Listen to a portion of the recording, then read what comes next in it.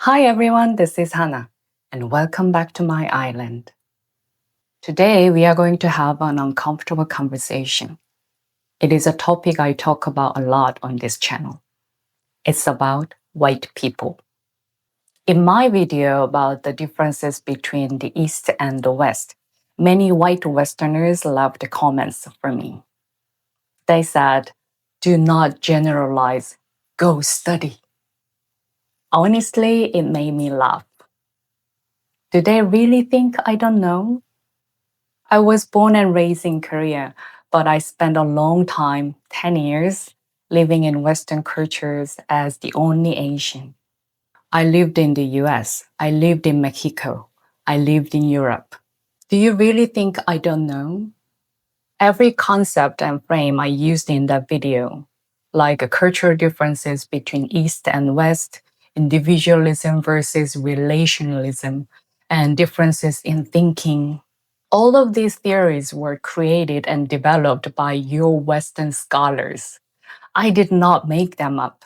They are based on the peer-reviewed paper and academic books.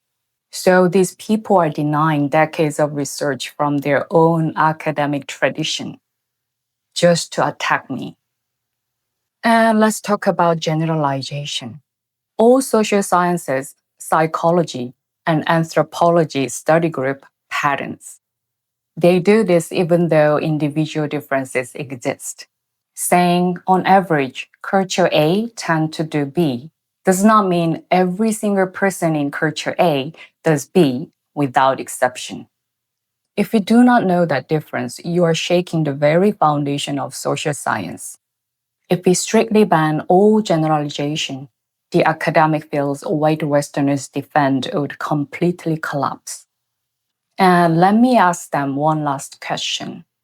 If a white Western professor said the exact same thing in a TED talk in English, would they leave the same comments?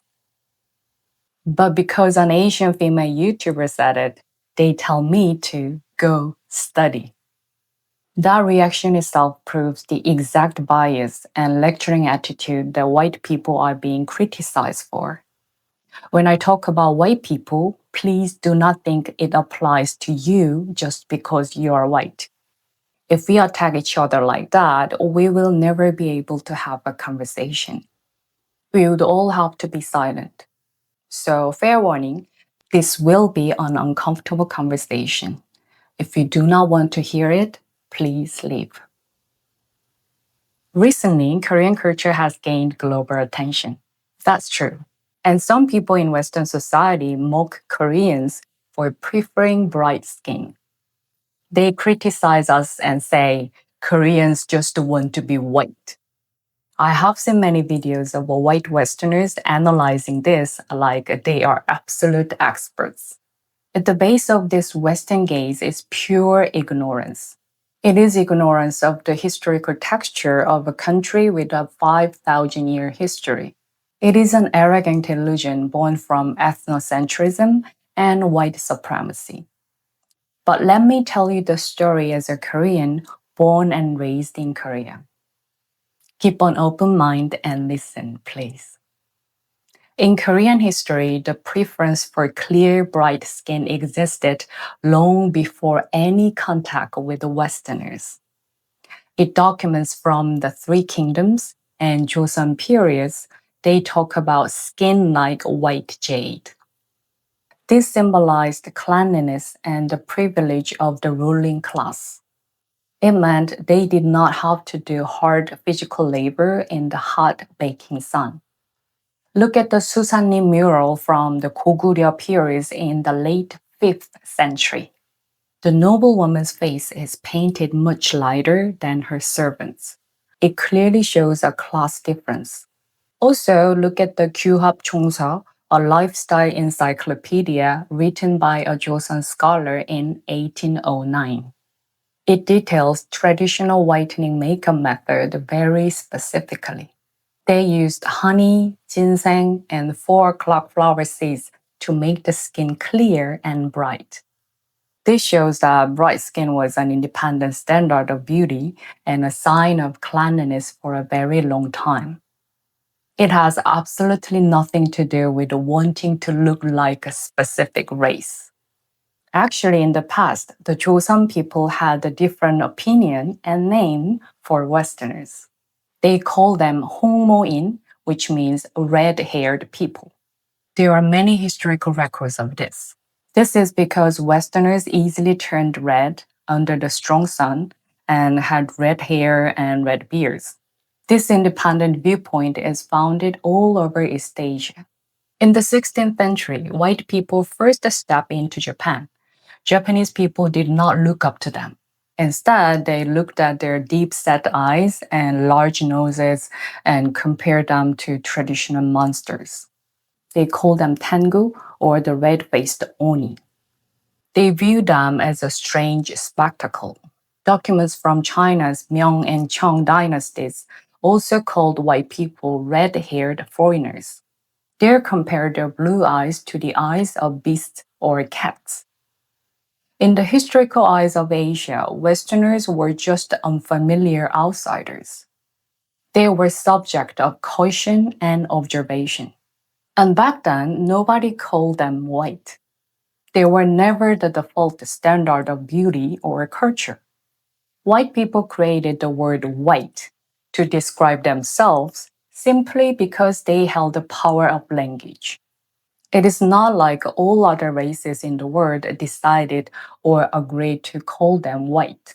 And when East Asian countries were recording this independent observation of Westerners, the United States, which act like the global standard today, did not even exist. The preference for bright skin is also massive misunderstanding of language nuances. Korean is high context language. When we say white, it means much more than just the primary color. It means the skin is clear, glowing, smooth, and elastic without any blemishes. It is a total package. The word pretty works the same way. Depending on the situation, it can mean cute, lovely, or even proud and cool. If you look closer at how Koreans use words for beauty in daily life, the misunderstanding becomes clear. When Koreans judge someone's look, they strictly separate Western beauty from our traditional meaning of beauty. If someone has deep double eyelids or a strong bone structure, we just say they look Western or are Westernly beautiful. It is just an adjective to describe a certain physical style. But the ultimate beauty that Koreans truly praise is different. It's about the harmony of all the lines, a clear and elegant atmosphere, a dignity that comes from deep within. So Western features are just one of many styles. They are never the absolute standard of beauty Koreans want to reach. Ignoring this rich context is just intellectual laziness. Taking the dictionary definition and linking it to racial envy shows a total failure to understand the depth of another culture's language. We also need to be clear about the term white people. It is not their exclusive property. Racial categories are more than just a biology. They are a complex mix of culture, history, and geography. People who do not even have white skin use the word white, like it is their exclusive property to mock other races. They forget that language does not belong to one group, and the standards they set cannot be the universal rule for the entire world. Academic research backs up this independence. According to anthropology and genetics, East Asian bright skin evolved through a completely different genetic path from Westerners. Europeans got lighter skin through a genetic mutation called SLC24A5. But East Asians, including Koreans, got bright skin through unique mutations like OCA2 or HERC2. So Korean bright skin is not a copy of anyone. It is a unique identity carved into our DNA tens of thousands of years ago as we adapted to the high latitudes of the northern hemisphere. They even ignore scientific facts. They try to trap everything in the old frame of white envy. This attempt just proves how narrow their world really is. This arrogant and lazy view leads straight to distorted gossip. They say Korean is plastic surgery kingdom and Koreans get special whitening treatments and change their faces to look white. But the reality is totally different. If I just look around me, include myself, it is hard to find anyone who got special whitening treatment or extreme plastic surgery. Even when I worked for a long time as a fashion magazine editor, right at the front lines of beauty trends, almost none of my coworkers went under the knife. Western, Southeast Asian, and Middle Eastern media show signs of plastic surgery clinics in Seoul and Mukas. But look at the statistical data on who actually fills those clinics. According to the latest data from the Ministry of Health and Welfare, last year the number of foreign patients visiting Korea passed 2 million for the very first time. They spent 12.5 trillion won on medical tourism in Korea alone. And about 74% of that was focused on dermatology and plastic surgery. So, the massive infrastructure of the plastic surgery kingdom they mock is not the result of Koreans obsessing over their looks. It is a global business sin. It is supported by millions of foreign patients from the US, Southeast Asia, the Middle East, and China who all came because they admire K beauty. They buy the plane tickets. They fill the hospital lobbies and beds. And then they turn around and blame it on Koreans wanting to be white and try to lecture us. Going deeper, there's a cowardly intention behind them discussing Korean skin color. They fundamentally want to deny biological diversity among races. East Asian skin is generically born bright, and even if it gets tanned in the sun, it has a strong ability to return to its original color. This is not an artificial whitening. It is a natural biological process returning to its generic default. Yet they ignore these biological facts. They lump all bright Korean skin into the mocking term of white envy. This distortion comes from a lazy generalization of a massive group called Asians. It is funny, right? White people tell us not to generalize them, but they constantly generalize Asians, Black people, and Latinos. They randomly decide that the skin color of Southeast Asian is the Asian standard, even though we are clearly different geographically and generically. Then they attack Korean skin color because it does not fit their standard. They call it a copy of white people and label us racist. They demand highly detailed racial definitions and sensitivity for white people, but they force only one color on Asians who have the widest and most diverse spectrum in the world. They point fingers at the Korean cultural preference for bright skin and call it racism. But their claim is actually the most malicious racism of all. It tries to erase Korea's biological identity and our unique culture. These conflicts happening inside Asia are real evidence. They show we are still trapped in the legacy of strict racial rankings left by past imperialist colonizers. In the past, countries like Britain, France, and the Netherlands did this. To stop the colonized people from uniting against them, they set up arbitrary hierarchies. They made them hate each other. These meaningless arguments inside Asia only make the Western white gaze stronger when they look at us. Instead of pointing our swords at each other, we need to reject this arrogant Western frame entirely. Because Asia's diverse skin color and cultures are unique values that deserve respect on their own. We are not graced to be judged by someone else's standards. For the last 10 years, I taught diving to Europeans and North Americans abroad in English. Whenever I saw them turn bright red after just a little time in the tropical sun, I realized how accurate my ancestors were when they wrote down words like red people or red haired people. I genuinely wondered why they ever named themselves white. In the end, economic dominance leads straight to language rules and cultural power. All this power has to fit together perfectly like gears. That's how they control people's mind and stereotypes and keep their arbitrarily racial rankings so strong. Actually, in the big dive centers abroad where I worked, I was the only non white person on our team. I was born and raised in Korea and had a long career here. So, facing that strange environment was a tough challenge for me at first. Most of the white Westerners I met in the field were overly full of confidence. Sometimes, from my point of view, they inflated themselves too much. It looked like arrogant conceit, crossing the line of real confidence. Whenever they partied all night, irresponsibly skipped their schedule the next day, I was usually the one who quietly filled their empty spots. When they first met me, they usually asked about my dive log count.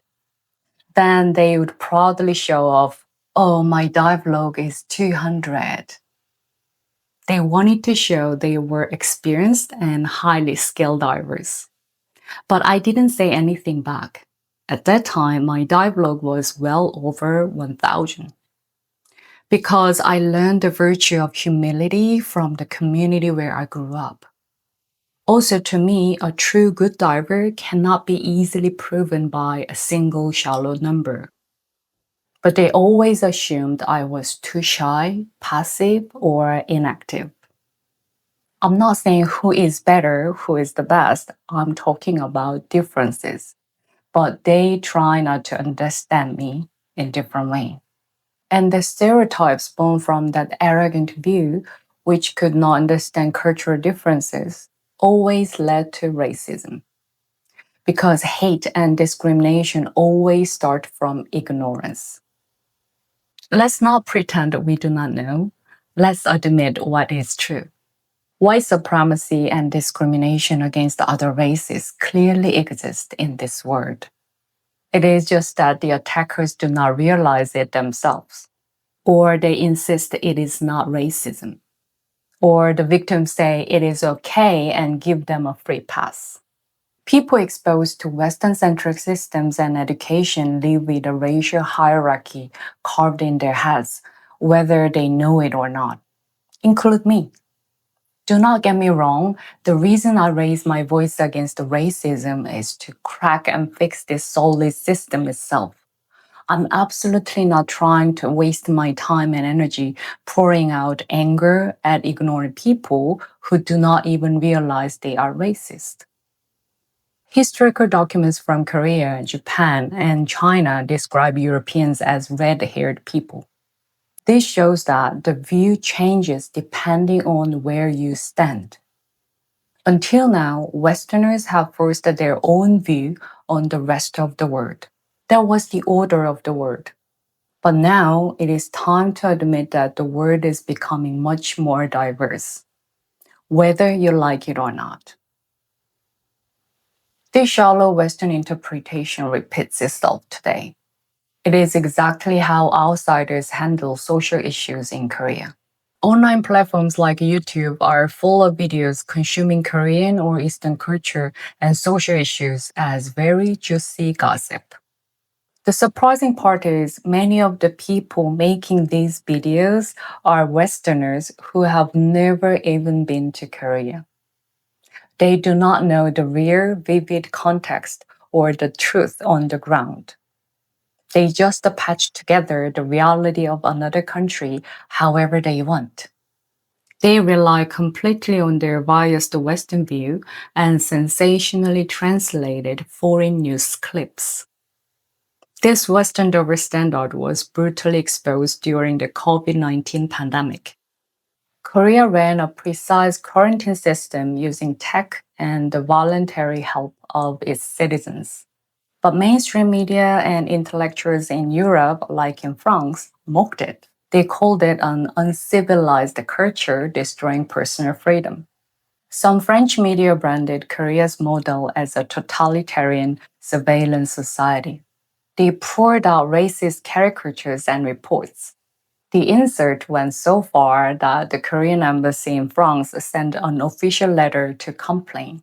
They demanded strong corrections, and it almost became a diplomatic conflict. But then the Western centric quarantine system completely collapsed. They had tens of times more deaths than Korea. And what did they choose? A physical lockdown that was far more harsh and oppressive than anything in Korea. France declared a state of emergency and used the police to block the streets. If you didn't have a travel permit, every time you went out, you got fined. They took away basic civil rights to a level we could never even imagine in Korea. They arrogantly dismissed Korea's technical and democratic solution as uncivilized.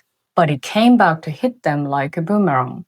They ended up with a basic lockdown to hide their incompetence, losing even more massive freedom. It proved that their universality, when they tried to lecture others, is just a weak and hypocritical talk in the face of a real crisis. This Western arrogance started with the pandemic. Now it has moved to Korea's low birth rate issue. It has reached a level where they are insulting the dignity of a nation. Do you know how many YouTube thumbnails I saw just this week saying, Korea is over? They have hundreds of thousands, even millions of views. The New York Times compared Korea's population decline to the Black Death that destroyed Europe in the 14th century. They talked about our disappearance like it was a sure thing. Their arrogance reached its absolute peak. The Korean government and Korean people could not take it anymore. We officially fought back against the biased report and malicious comparison. They expressed strong regret.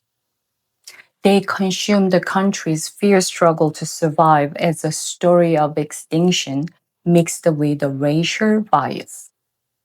Korea had to use all diplomatic and political channels to officially protest and warn them about their rudeness. The famous German YouTube channel Cruise Gesagt is a perfect example. A few years ago, they made a video with the clickbait title, Korea is over. It was a global hit with over 50 million views. The main point was a negative view that Korea is disappearing because of its low birth rate. At the time, German society was drunken on optimism. They thought they were in a safe zone, unlike Korea, because of immigrants. And that video became a propaganda tool to support that baseless Western superiority. But not long after, this arrogant lecture came back as a boomerang again. In the global trend of low birth rates, Germany also failed to get enough immigrants. And even the immigrants who moved to Germany caught the low birth rate trend. Germany's pension system is already running out, and they are pouring in massive taxes. Key companies in Germany are falling one after another. They lost their growth engine. This terrible economic crisis shows that their reality is not any better than Korea's situation, which they mocked so much. In the end, this channel recently had to upload another video saying, Germany is over. They had to confess their own ignorance and arrogance. It proves how shallow the Western gaze is, turning another country's crisis into an intellectual game or a spectacle. Famous Western figures like Elon Musk do the exact same thing, again and again. He just grabs the Korea's birth rate data and acts like the country will disappear tomorrow. Especially in his January 2026 podcast, he insertingly said adult diaper sales have passed the baby diapers and that our population will evaporate in 3 generations. He even made the ignorant comment that North Koreans could just walk down and take over South Korea because of our low birth rate. But we can easily see how weak this logic is just by looking at the reality of North Korea. The wave of low birth rates is hitting the North Korea just as hard. When Kim Jong-un cried in front of mothers, begging them to stop the declining birth rate, it showed that North Korea also lacks young soldiers to walk down. Musk's imagination is just a delusion in front of real data. Right now, Musk is showing relentlessly and extreme interest in Korea. But Koreans are very cold toward him. Many people no longer see him as an innovative genius. Most people think he is just an arrogant white supremacist, fascist. He consumes another country's crisis as gossip to show off his own influence. For those who have lost their intellectual independence and are trapped in old racial superiority, Korea is no longer a target that needs to be taught. Korea is bouncing back from rock bottom that Western countries have never experienced. This energy can never be explained by old white center statistical models. They seem good at acting smart and analyzing what they have experienced using numbers, but they prove themselves that they lack imaginations or human empathy for things they have never experienced.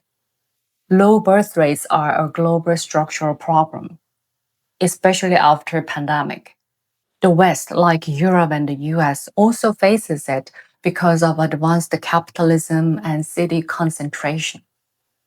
Especially the MAGA movement in the US worries about the shrinking white population. Documentary director Daniel Lombroso said there is a deep fear of the shrinking white population in the US and Europe. He said this is the core dividing line in American politics today. He also said this is an important psychological base for Trump supporters, anti-immigrants' feelings, and the MAGA movement. According to the Brookings Institution, the US is predicted to become a minority white society in 2045. I want to tell Elon Musk, fix your own problems.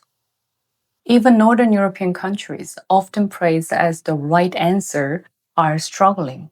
Their total fertility rate has recently dropped below 1.4. The welfare system they were so proud have hit the limit of high cost, low efficiency. They can no longer offset the existential anxiety about the future. But Korea's recent rebound is qualitatively different. While outsiders poured out shallow pessimism and complaint, Korean society faced the problem head on with its unique dynamic energy. We took real action. As of 2025, the number of newborns is 254,500. That's a 6.8% increase from the previous year. Korea declared a national population emergency. The government and private companies united. We are working hard to plant a structural change on the ground, making sure having a child does not ruin your life. But Western media and Western creators making content about Korea, they intentionally stay silent about this latest data rebound. They only focus on the problem itself. They have no interest in the solutions or alternatives. The reason they make content about this in the first place is because Korea itself is the hottest topic in the world right now. It means they do not truly have love or respect for the country of Korea. They always put down Asia's achievements and lecture us. But when Korea overcomes a structural crisis and pulls far ahead, only then do they finally act surprised. Instead of staying silent at the empty noise from the outside, it is time we raise our own independent voices filled with facts and depth. That's why I started this channel, Hana from Korea. I wanted to ask a question right at this point. How long do we have to just accept people from Western cultures, judging, analyzing, criticizing, and lecturing us with their own standards. This world, built on the Western centric view for so long, is failing and crumbling. So, why do they insist they are always right instead of listening to each other, respecting each other, and finding a balanced view? Why do they try to crush others? Now we must reject the arrogant and distorted Western lens. We must proudly broadcast the real stories of the world we have lived and thought about, directly in our own voice. The history of white people setting themselves as the ideal and universal standard is entirely a product of seeking power. The starting point of dividing and ranking humanity by visual skin color lies in the arrogant taxonomy project of 18th century Western scholars using the Enlightenment as an excuse. In 1735, Carl Linnaeus categorized humans into 4 groups in his book Systema Naturae. He put an arbitrary label on Asians, Asiaticus. He called them greedy and ruled by opinion.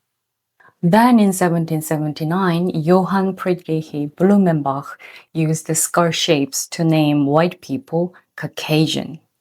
He called them the most beautiful and perfect origin of humanity. He defined all other races as the generated results caused by their environments. East Asians actually have bright skin similar to Westerners. But to completely exclude East Asians from the white categories, they intentionally created the biased frame of yellow. They made it sound pale and sickly. In the 18th century, when imperialism and scientific racism were born, European scholars wanted to put themselves, white people, at the very top of the racial pyramid. So they claimed the color white, which symbolizes purity and civilization, as their identity. They set themselves as the flawless standard. They turned all other races into people of color. This is a history of power manipulating the global standard. Look at the history of immigration in the US. Even the Irish and Italians were rejected by the mainstream at first. Only after they gained political and social power could they join the class category of white. As this historical fact shows, the term white is not a biological reality. It is a changeable political boundary drawn by the establishment to protect their castle. This color hierarchy worked as a key tool. It packaged imperialist invasions and the control of other cultures into a savior story of civilizing the uncivilized.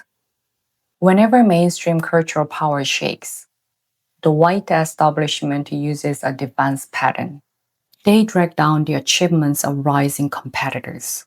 This has repeated throughout history. In the 1980s, Japan's overwhelming economic and tech power threatened the US. So Western media put a frame on Japan. They called them soulless copycats who lacked creativity and just copied Western tech. They went further and described Asians as dystopian beings who worked mechanically without emotions. They forced a techno-Orientalism frame on them, stripping away their unique cultural independence. Back then, America's fear of Japan went beyond words. It led to harsh fiscal restrictions.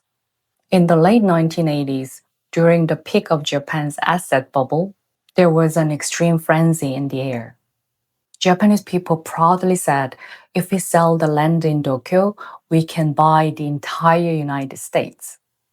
It was an irrational asset boom. Japanese companies armed with massive oil dollar capital went on an aggressive hunt for American assets. Mitsubishi Estate bought the Rockefeller Center, the symbol of New York. Sony bought Columbia Pictures, the pride of America. With massive capital, they shopped for America's core assets. Seeing Japan sweep up their assets, American society and media felt a huge sense of crisis and hurt pride. Fierce Japan panic and Japan bashing boiled over. Eventually, the US used its position as a superpower to start direct economic restrictions. In 1985, suffering from a massive trade deficit with Japan, the US gathered the G5 finance ministers at the Plaza Hotel in New York. They forced the Plaza Accord. It forced the value of the dollar down and the value of the yen up. Along with exchange rate adjustments, they built trade barriers like the 1986 US Japan Semiconductor Agreement. They put strong shackles on the export comparativeness of Japan's high tech manufacturing, which was taking over the global market. Today, K pop has taken over the global mainstream music market. And the white mainstream in the US puts a factory made tag on it. They erase the fierce agony and independence of the artist. Massive Western pop stars are also born through huge capital agencies and global song camp systems. But they only give the title of authentic artist to themselves. In the early 20th century, European modern art borrowed from African sculptures, but they downgraded non-Western art as instinctual and unrefined.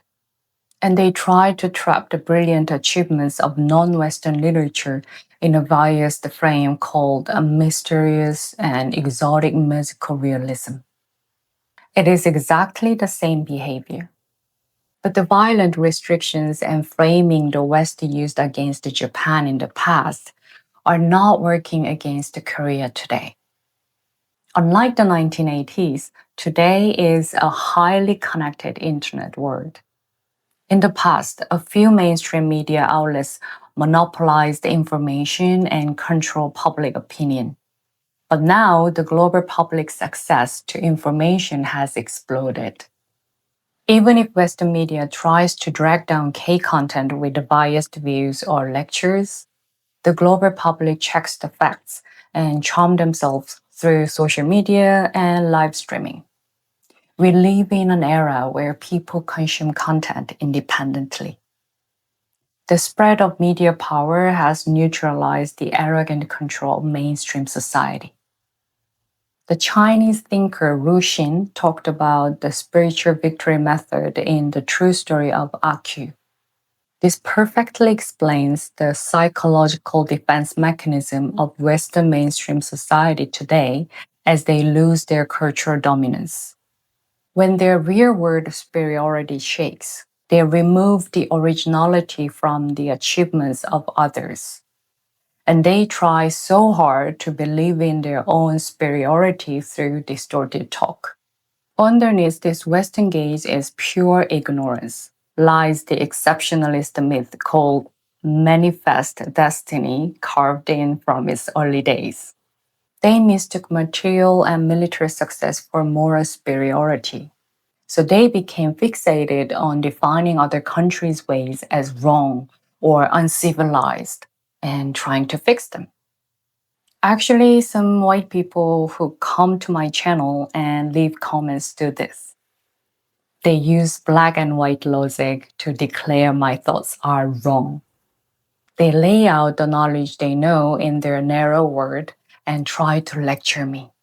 The true terrible tragedy is this fake frame made up in 18th century ivory towers is being passed down completely intact in 2026, just with a more polished look through social media and algorithms. Only the form got sneakier. The core nature of trying to suppress and control others is exactly the same as before. The arrogance of trying to monopolize the standard of beauty 250 years ago leads to the forced illusion today that if your skin is bright, you must envy white people. Furthermore, past imperialist powers divided the classes of colonized people and made them point swords at each other. Now, this ruling tactic works very carefully online as a modern divide and conquer. It simulates visual differences between East Asians and Southeast Asians to fuel hate and inferiority. Even the AI engines of global companies learn Western heavy text as their default. So they spread these distorted norms as universal truth. While wasteful proxy wars happen inside Asia, the Western gaze that designed this game continues to act as the judge and savior from a very safe place. But their attitude of calling themselves the center of the world, based only on physical measures like a massive territory, large population, and huge capital, is empty. It only proves how isolated they really are. For thousands of years, the East has constantly shared thoughts. We have built up wisdom on coexistence and the rise and falls of empires. Hollywood ruled at the top of the cultural power for a long time. Now they see the rapid rise of non-English content as a direct threat to the narrative control they have monopolized. When director Bong Joon-ho's Parasite became the first foreign language film to win Best Picture at the Academy Awards, he talked about the 1-inch barrier of subtitles in his acceptance speech. Hollywood used this barrier for gatekeeping.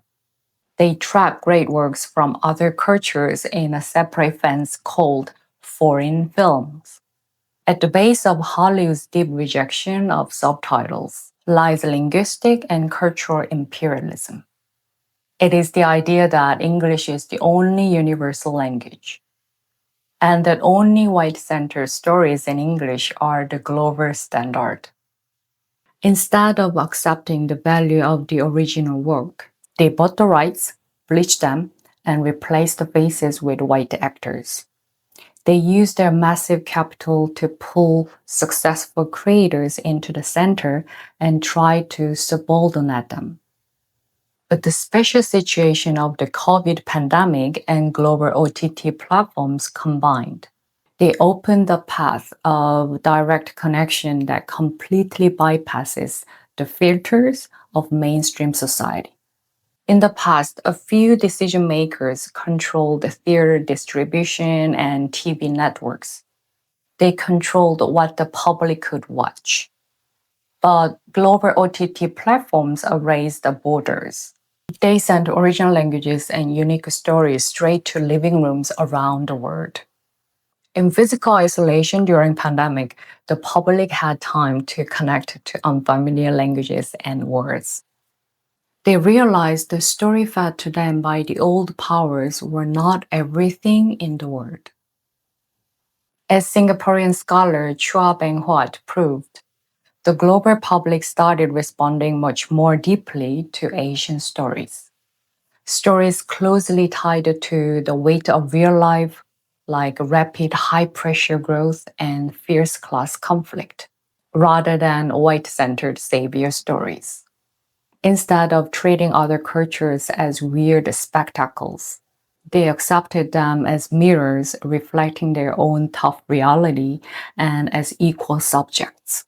The key that changes the game here is the overwhelming information gap created by knowing yourself and your opponent. Western society thought not knowing other cultures was a kind of privilege.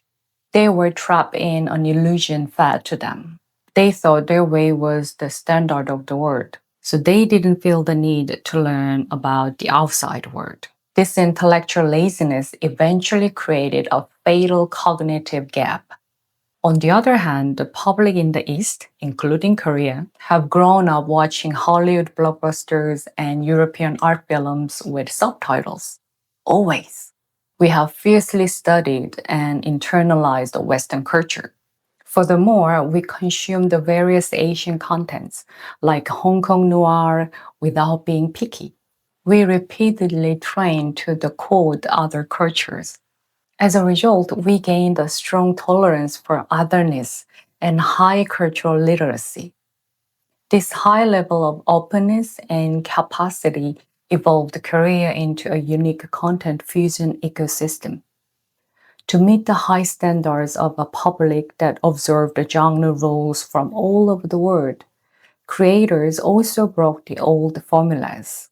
They kept experimenting boldly and achieved a massive jump in content quality.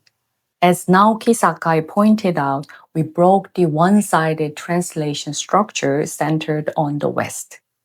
We became smart players who know the rules of both sides. The West knows nothing about the East, when the East knows so much about the West. Because of this fatal asymmetry in understanding, the speed at which the East overtakes the West will only get faster. When a player who reads all the opponent's cards plays against a player who only sees their own cards, the winner is already decided. Even when Westerners face the universal humanity presented by Asia, they use the enlightened savior frame as their final defense. They claim they taught modern thoughts and ideas to the East. But long before Western Enlightenment even started, the East was already independently practicing noble universalism toward others. The founding idea of 홍익인간 to widely manifest the human world. The Donghak Declaration of Innechon, humans are heaven. These were very equal and massive humanitarian goals that went beyond the limits of class or race. Mao's philosophy of jiane, to love everyone in the world equally without separating yourself from others. Buddhism theory of dependent origination and spirit of mercy, realizing that all beings in the world are connected like a net, so the pain of others is my pain. These show an ultimate embrace that includes all of life, not just humans. We must face the truth that the freedom, equality, and human rights the West shouted about were only a half-truth initially aimed only at white male property owners. They talked about universal human rights while committing terrible imperialist violence and exploitation in Asia and Africa. The ones who saw through the hypocrisy of those ideas and practiced true humanity were actually the intellectuals and ordinary people in the non-Western world uniting against that violence. True humanism does not start from the charitable education of those in power. Korean thinker Ham Seok-han named the ordinary people who kept their vitality even when trampled by history as CR. Like that, our humanity is an independent and embracing philosophy. It deeply empathizes with the pain of others while directly passing through historical hardships and scars. We are not passive receivers injected by modern Western systems. We are creators who achieved independent fusion and modernization. We use the Western concepts as tools based on the community sensibility that already existed inside us. The Western society made only individual rights absolute and now faces extreme fragmentation and isolation. This is why we are presenting a higher level alternative universality that restores connection and ethical responsibility to others. This critical reflection is equally needed today when we face AI products from global companies like Google, the result of high tech. AI chatbot engines also learn English text and the values of white mainstream society as their default. Because they make up the overwhelming majority of the global web, the production structure of historical data and knowledge itself is heavily learning toward the West. So the more highly optimized an algorithm is, the greater the danger it becomes a tool for data colonialism. It turns the biases of mainstream society into universal knowledge. We must always recognize the danger that advanced algorithms can hide biased Western views and rules. Even in front of precise information presented by technology, we must not unquestioningly trust a mechanical neutrality. We must constantly doubt and check the frames carved into it. When we keep our intellectual independence, a true balance of perception is complete. We must throw away the submissive attitude of looking at ourselves in the mirror of knowledge built by the West. We must ask independent questions and break down the hidden flaws of algorithms. This active intervention is the key to taking back intellectual power. Chen Guanxing, a lyric cultural theorist from Taiwan, proposed an idea in his book Asia as Method. He said we should throw away the old habit of using the West as a reference point for evaluation. Instead, let's look at the world through our own unique lens and methods. White mainstream society tries desperately to keep its cultural power. The most satisfying and effective creative strategy to hit their blind spot is not arguing with them in anger and giving them authority. Instead, completely erase their very existence from the center of the narrative. Do not treat the Western gaze as a massive and threatening presence. Instead, observe them casually and dryly, like marginal characters who cannot keep up with the speed of a changing world. Flip the gauge of the mainstream and the non-mainstream. This reverse othering turns them into the other and holds powerful strength. We reject Hollywood's chronic white savior formula. We build an independent and complete worldview, a world where we find the answers using only our internal wisdom and solidarity without Western approval or intervention. Furthermore, we go against the exception of seriousness usually forced on non-Western works. Even tragic and heavy reality can be overturned with sensory genre play and piercing vitality. When we do that, their charitable gaze is completely neutralized. The gap between those trapped in complaints and pessimism and those who dynamically move forward executing alternatives is already getting huge. There are only those who cannot recognize this change. They live leaning on the illusion of white people remembering old glory. In that sense, the Genji that they criticize is much more interesting for me. Genji treats the East equally.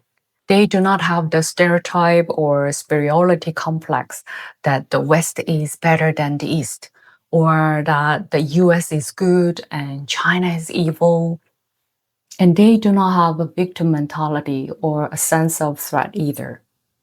Korean society has never run away from structural problems inside or outside. We have faced them head on and always found new answers. In the first place, the West has only just now noticed the charm and depth of a country called Korea. But we have always existed right here for the past 5,000 years. We have quietly built our own unique stories. So just because the West belatedly consumes Korean cultures enthusiastically and acknowledge us, there is absolutely no reason for us to be arrogant, overly thankful, or desperate for their approval. We will continue to do what we have always done. We will create what we truly like in our original way. We will face the phenomena and conflicts happening inside our society head on. We will not be shaken by the scary doomsday talk from the outside. Based on fair thinking and execution, we will create answers and alternatives to it, entirely with our own strength. If you look through the core of all these conflicts, we realize we are still caught in the old trap of division designed by Western power, fighting over who gets the higher box in the racial hierarchy chart, censoring and hating each other. These are just self-destructive acts.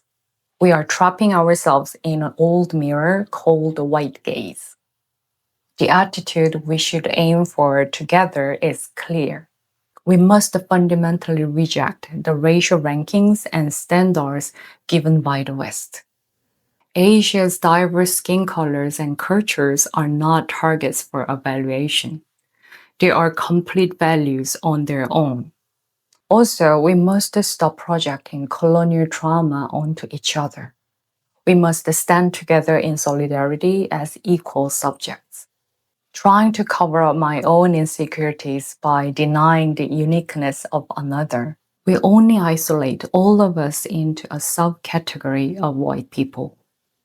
And instead of begging for Western approval, we must strengthen conversation among ourselves. Citizens of Asian countries should communicate directly. We need to build an intellectual network where we understand and support each other's stories. We are not erasing our differences. We must turn those differences into colorful weapons to neutralize Western arrogance. When the countless us gathered under the massive name of Asia start speaking proudly in our own languages and voices, the old hierarchy created by the illusion of white people will finally disappear into the back rows of history. Now, instead of wasting energy imitating or hating someone, we will just stare into our own depth and open a new era of balance together. Honestly, I hesitated countless times before raising this voice because of my careful and cautious personality. I had to pass through the pain of relentless self-censorship. I worried my stories might look arrogant to others or cause unnecessary misunderstandings. Actually, since I picked up the megaphone called Hana from Korea, this channel, all kinds of racist and sexist language have poured down on me. There are quite a few who mock and laugh at my English accent. As real social science experiments prove, the arrows of hate often target the messenger's identity, not the content. The interesting fact is, even with the exact same message, when the sender has a woman's name, the frequency and strength of the attackers are overwhelmingly high. This is a reality proven by clear data. In 2017, American web developer Martin Schneider did an experiment. He swapped email signatures with his female coworker Nicole Harburg for a week. The results were shocking. When Martin, a man, sent emails under a woman's name, he faced rude questions, baseless skepticism, and pretty nitpicking he had never experienced before. On the other hand, when Nicole communicated under the male name Martin, she had the most peaceful and productive week of her life. The target of hate and distrust was not the expertise of the message. It was the messenger's identity as a woman. An online lecture experiment at North Carolina State University showed the same results. Students got the exact same lecture content and feedback, but regardless of the professor's actual gender, they gave much lower evaluation scores to the professor labeled as female compared to the male professor. They used especially hard standards in the expertise and fairness categories. The arrows of hate often target the identity of the messenger, not the facts. And this is a very cowardly and chronic weapon used by Western mainstream society to suppress others. But in the end, they and I are just the same refugees floating on this planet called Earth. In the vast online world, we share the core reality of being digital products, transmitting our own data. If someone is not looking for meaningful connection, communication, comfort, and solidarity in it, then their voices trapped in hate, disconnection, or a cheap sense of superiority and threat cannot affect me in any way. The noise of those who try to drag others down to prove their own poor presence is already outside of my orbit. Based on this script, the title of this video sent out to the world will probably be Dear White People. Actually, I took this title from the well-known Netflix series Dear White People. I can already picture the red faces of certain malicious commenters. They will jump up and down at this provocative title, activating their automatic defense mechanisms.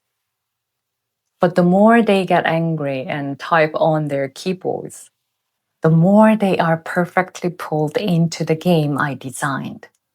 Their angry clicks and hate comments will work as the best fuel to explode the algorithm for this channel.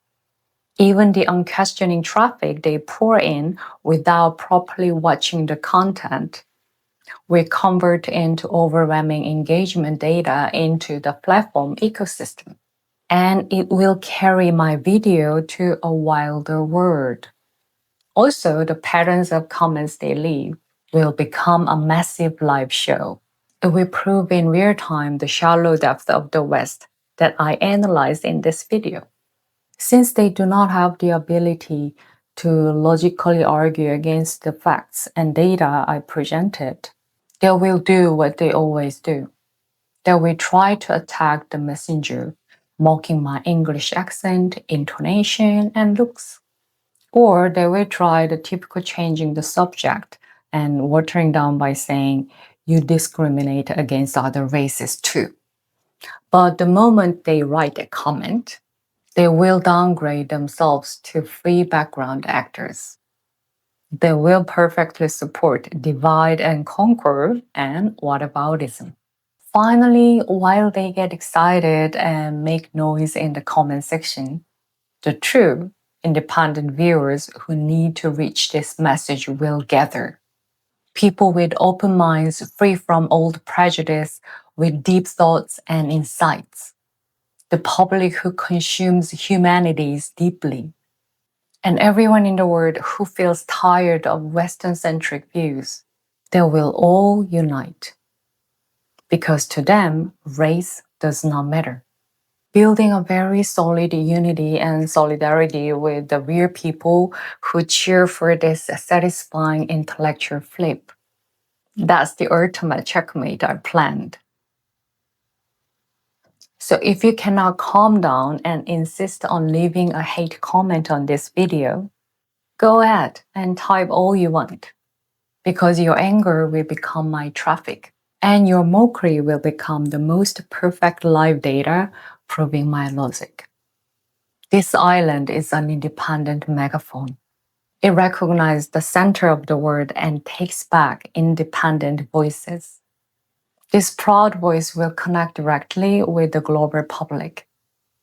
The intellectual cracks and satisfying waves it creates will tear down the old walls trapped in prejudice and open an era of true cultural coexistence. All right, thank you for listening. This has been Hana's Island. If you like my video, please support me by hitting like and subscribe. And let's meet here again next time. Until then, please stay comfortably on an island perfectly fit just for you. Welcome to Hana's Island. You're safe here now. Take care. Bye.